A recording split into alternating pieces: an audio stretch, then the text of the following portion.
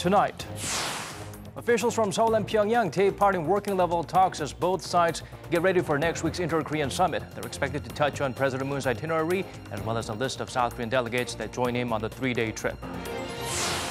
The Inter-Korean liaison office is ready to begin operations. The first round-the-clock channel to open since the nation was divided in two is looked to help improve Seoul-Pyongyang exchanges.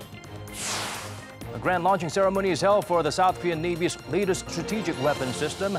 Made using homegrown technologies, the 3,000-ton Tosan Anchang-ho submarine will help bolster the nation's underwater defense capabilities. NEWSCENTER begins now.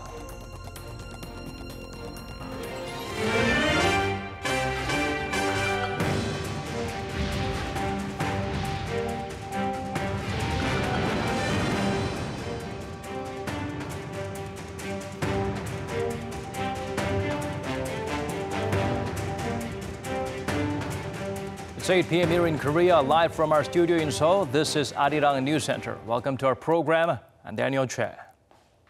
President Moon Jae-in will be flying to North Korea for his summit with leader Kim Jong-un. Shin Se-min starts us off with the latest details on next week's meeting in Pyongyang. On Tuesday, the 18th, President Moon Jae-in will be making his way to the north by flying directly across the border on the western side of the peninsula. The 2018 Inter-Korean Summit Pyeongyang will be held for 3 days and 2 nights from September 18th through the 20th. President Moon Jae-in and the South Korean delegation will go to Pyeongyang, the direct air route in the west. Officials from the two sides discuss that and much more in a pre-summit meeting on Friday, including the president's itinerary and the sequence of events for the summit. They also agreed that South Korea will dispatch an advanced team of delegates who will head to the North Korean capital over land 2 days ahead of the president. For the summit, the size of the South Korean delegation will be limited to 200 as previously announced. Though the detailed list of who'll be accompanying the president has not yet been revealed, some have already acknowledged that they're going. Those include former Prime Minister and the ruling Democratic Party's new chair Lee Hae-chan and Samsung Electronics Vice Chairman Lee Jae-yong. The director of the top office press center added that both sides have agreed to broadcast some of the major events live, details of which will be announced by the preparatory committee in the coming days. Shin Se-min, Arirang News.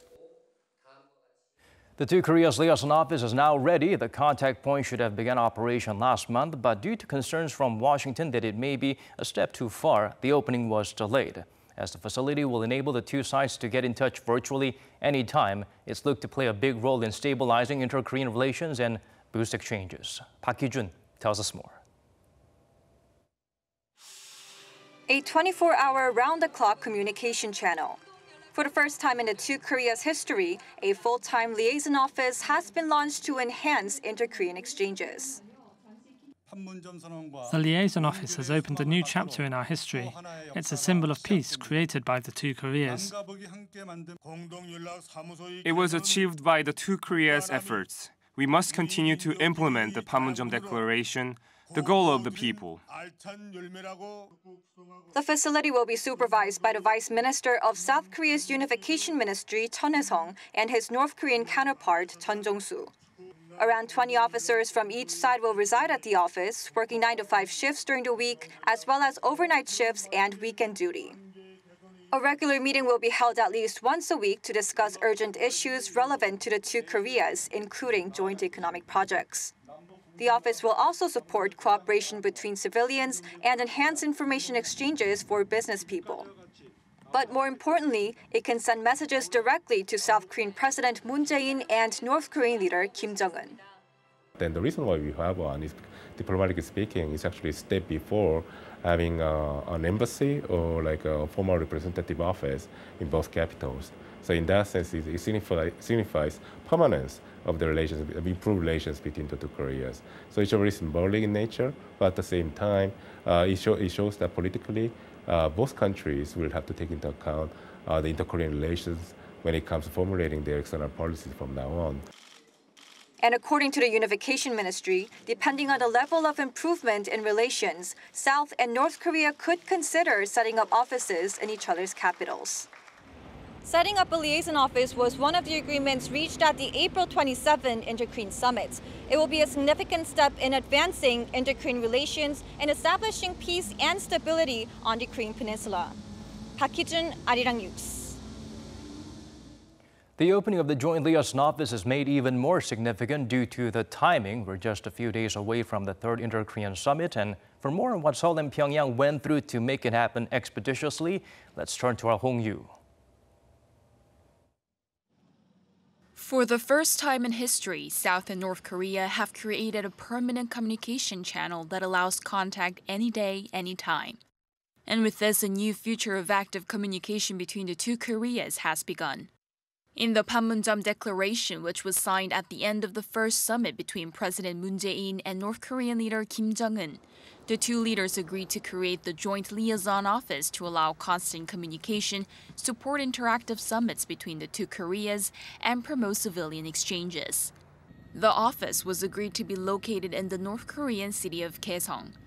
Then, at the high-level talks which were held on June 1st, Seoul and Pyongyang narrowed the venue down to the Kaesong Industrial Complex, a joint factory park they ran together until February 2016. But the complex, having been abandoned for the last couple of years, needed some renovations. So the two Koreas examined the complex in June, and renovations started in July. In August, Seoul and Pyongyang signed a written agreement on how to manage the joint liaison office. And during the most recent visit by the South Korean special delegation to North Korea, the two sides agreed to open the office before the third Moon-Kim summit. Now, the officials of the two Koreas are in the same place for 24 hours a day, 365 days a year. So they can meet easily to discuss important issues and reach an agreement. This joint liaison office will not only be a tool for political conversation, but will also be a window for civilian interaction. South Korean President Moon said peace is economy. So by opening the joint liaison office in Kaesong, hopefully when the nuclear issue comes to an end after this upcoming summit, the Kaesong Industrial Complex could be reopened. Hong-Yu, Arirang News. South Korea's first mid-class submarine is ready for action. From design to construction, the 3,000-ton behemoth is made using indigenous technology. At the launching ceremony in Koje, President Moon Jae-in stressed the importance of naval defense capabilities. Cha Sang-mi shares with us his remarks. This is the first 3,000-ton submarine South Korea has made. It's 83 meters tall and 10 meters wide. President Moon Jae-in at its launching ceremony hailed South Korea's technological advances, noting that just half a century ago, South Korea couldn't make even a single rifle.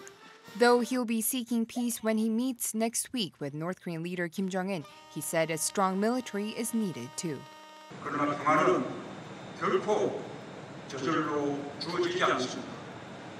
평화는 우리 스스로 만들고 지켜내야 합니다. 힘을 통한 평화는 우리 정부가 추구하는 흔들림 없는 안보 전략입니다. 강한 군, 강한 국방력이 함께해야 평화라고 하는 우리의 길은 멈추지 않을 것입니다. President Moon said the launch of the new sub, named the Dosan Anchangho, after a much-admired Korean independence activist, signifies a leap forward for the defense industry. The entirely Korean-made submarine cost Daewoo Shipping and Marine Engineering some $900 million, excluding ballistic missiles and torpedoes. 바다는 안보이고 경제이며 민생입니다. 우리나라는 바다를 통해 발전해온 해양 국가입니다. 현재 우리나라 수출입 상품 99.7%가 바다를 통하고 있습니다. The president noted also that as of August, the amount of shipbuilding orders South Korea has won rose by 101% from a year earlier, and that it commands 33 of the world's 38 supertankers. The country's global market share in shipbuilding also increased to 42.4%, putting it back in first place. Calling for a return to Korea's maritime strength, President Moon vowed to rebuild the nation's shipbuilding, starting with the small city of Koje. Cha Sang-mi, Arirang News.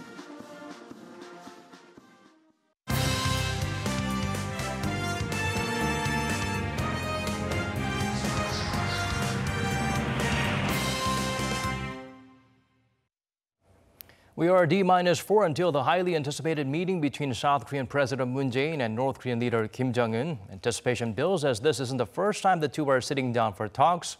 Hwang Ho-jun sheds light on the agenda and what we can expect from the summit in Pyongyang.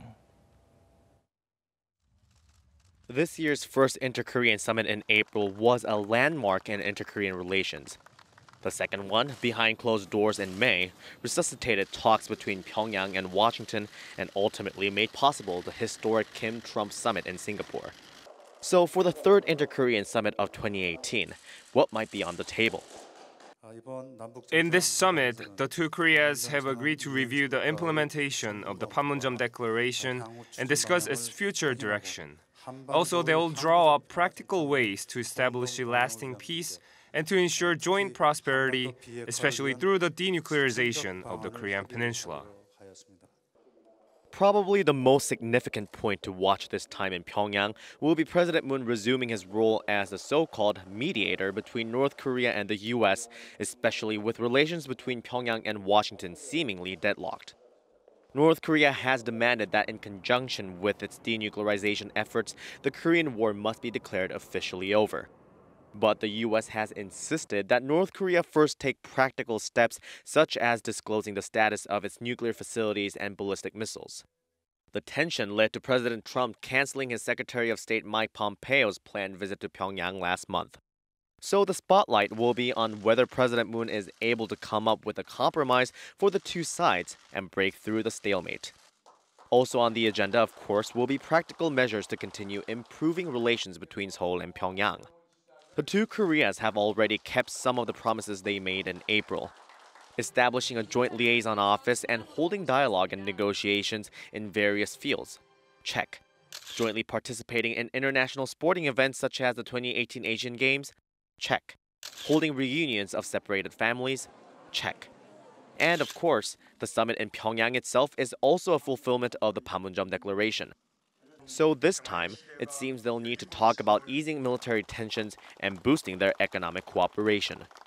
President Moon has insisted that advancements in inter-Korean relations are the driving force behind the denuclearization of the Korean peninsula. It will be the first time the two leaders have met in 4 months, so the world is eager to hear their assessment of how much progress has been made toward the goal of putting a formal end to the Korean War by the end of this year, as stated in the Panmunjom Declaration. Hwang Ho-jun, Arirang News. The Panmunjom Declaration, inked by the leaders of the two Koreas back in April, has spurred on a lot of changes on the peninsula. Kim Mo-kyun zooms in on the impact of that agreement.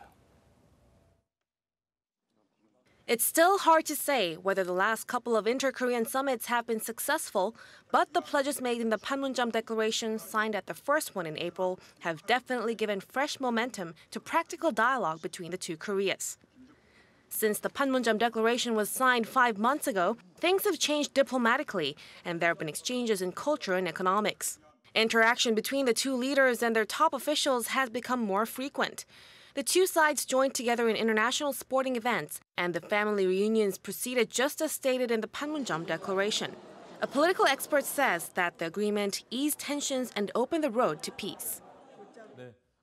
When we look at the atmosphere on the Korean peninsula early this year, it was tense, with some even saying we were on the brink of war.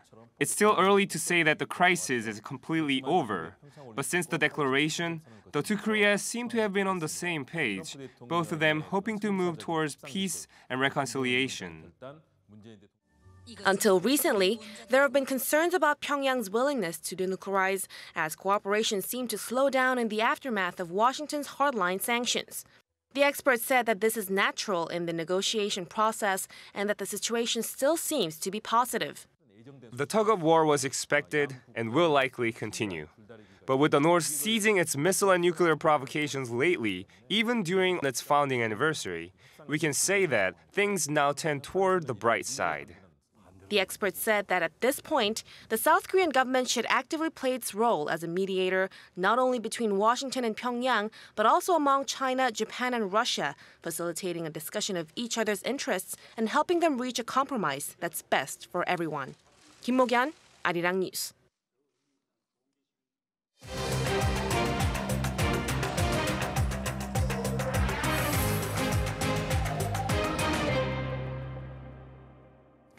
Lehman Brothers, once the fourth biggest investment bank in the U.S., it filed for bankruptcy a decade ago, marking one of the key moments of the 2008 global financial crisis. How has it affected Korea's market and what has changed since then? Kim Hye-sung provides an in-depth analysis. September 15, 2008, U.S. investment bank giant Lehman Brothers went bust. The ensuing financial crisis marked the worst global recession since the 1930s. We saw market turmoil reach a new level last week and spill over into the rest of the economy. Global stock markets plunged. Korea saw its Kospi index fall below the 1,000 mark. The local currency depreciate to 1,600 won against the greenback, and a foreign capital outflow of around $26 billion by the end of the year. Korea's benchmark Kospi is now at the 2,300 level. In the last 10 years since the global financial crisis, foreign investment into Korea has increased by $177 billion. Plus, unlike back then, Korea is now a net creditor country. In 2014, Korea became a net creditor, meaning foreign countries owe more to Korea in the form of stocks and bonds than vice versa, lowering Korea's debt risk.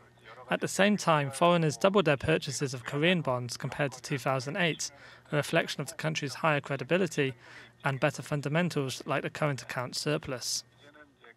Korea has also signed new currency swap deals and doubled its foreign exchange reserves, increasing its buffer against external financial shocks. All these are good numbers, but Korea is not totally free from the shadow of the financial crisis. A $700 billion U.S. government bailout, Europe's quantitative easing, and rate cuts led to huge borrowing. As of the first quarter of 2018, global debt reached a record $247 trillion, and the debt-to-GDP ratio has exceeded 300%. Record monetary easing has resulted in global growth fueled by debt.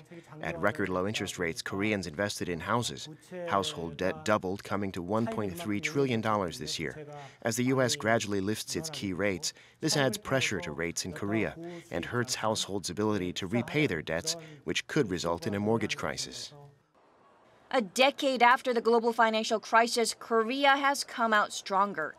But with emerging markets like Turkey and Argentina falling into a currency crisis, an escalating trade conflict between the U.S. and China, and ballooning domestic household debt, experts warn that Korea can't yet let up its guard.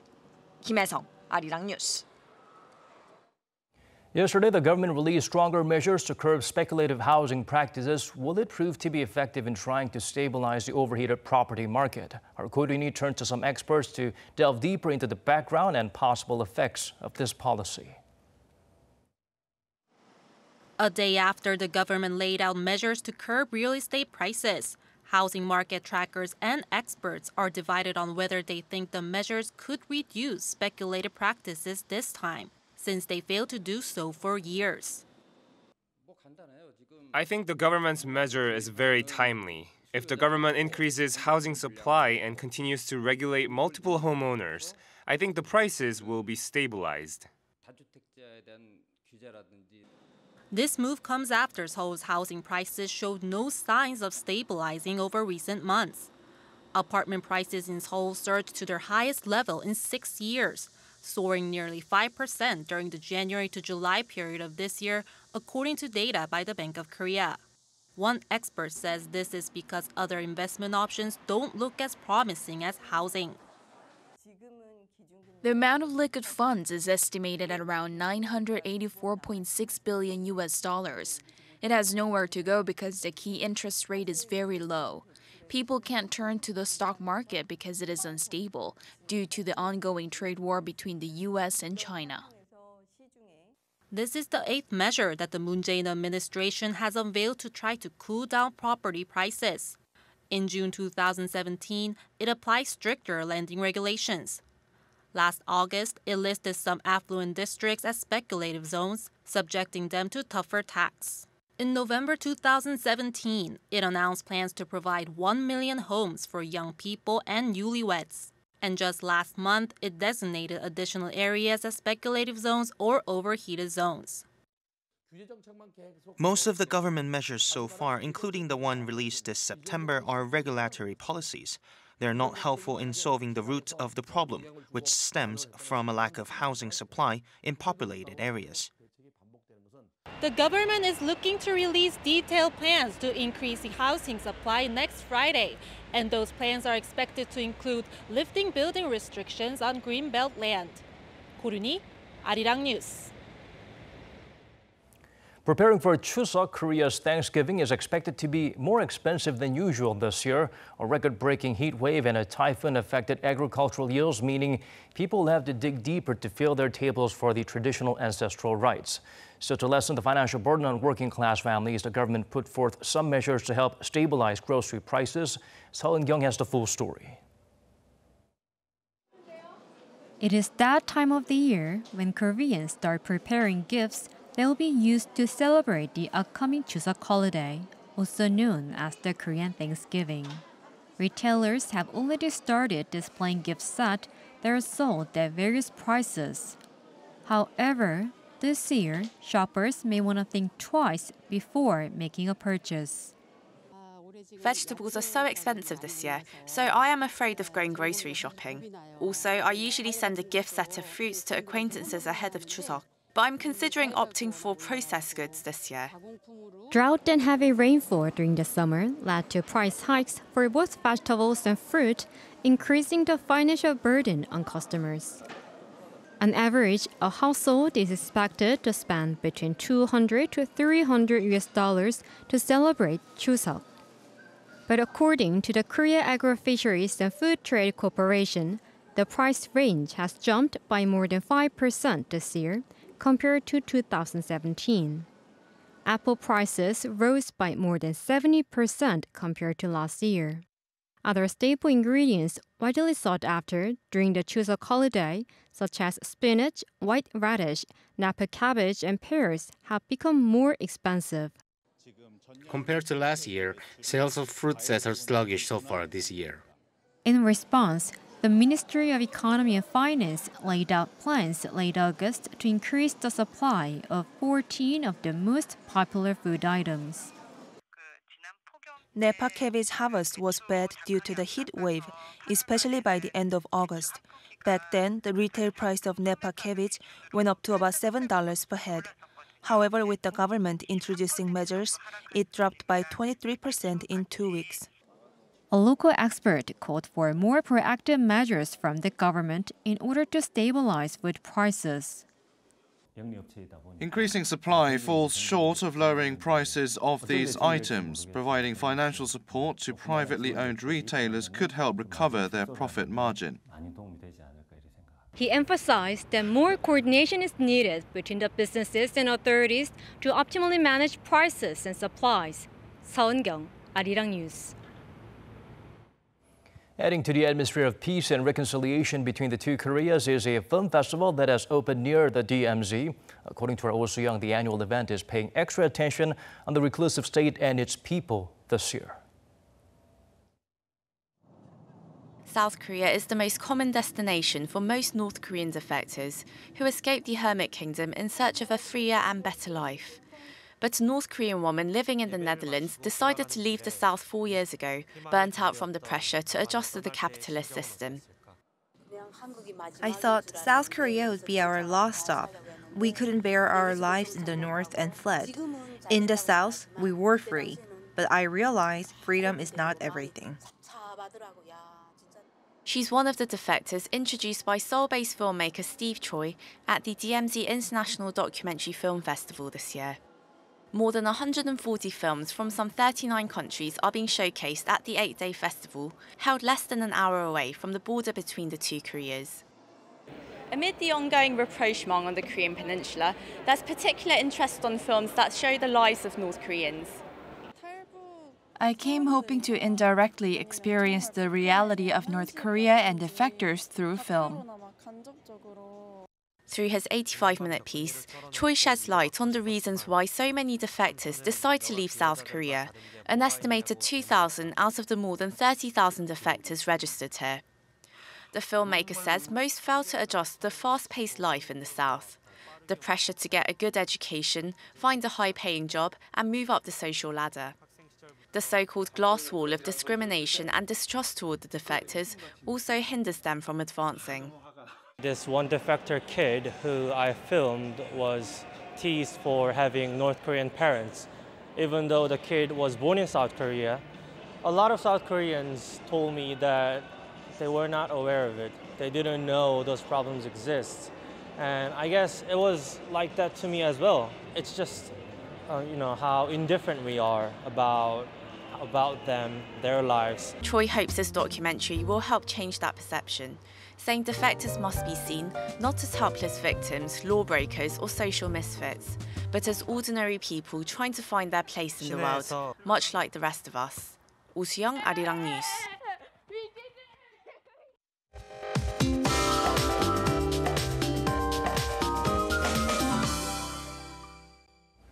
Time to turn to Michelle Bach at the Weather Center for the updates you need before planning your weekend. Michelle, it was cloudy all day in Seoul. Are we expecting more precipitation? Yes, Daniel, but Seoul will only get light showers at around 9 o'clock this evening, and it should clear up by tomorrow morning. The southeastern coast will get the heaviest amount, while it will mostly be between 5 and 20 millimeters. But the overcast sky will stay even after the rain, and some may even receive some rain afterwards along with Tokyo. Tomorrow's morning lows will begin at 21 degrees Celsius for Seoul, Gyeongju, and Chuncheon. Starts up the day with readings plunging into the teens. Now, the daytime highs will remain similar to today, mostly lingering between 26 and 28 degrees. As the rain makes way for a cold air front, the mercury is expected to drop further into the upcoming days. I'll leave you with the weather conditions around the world.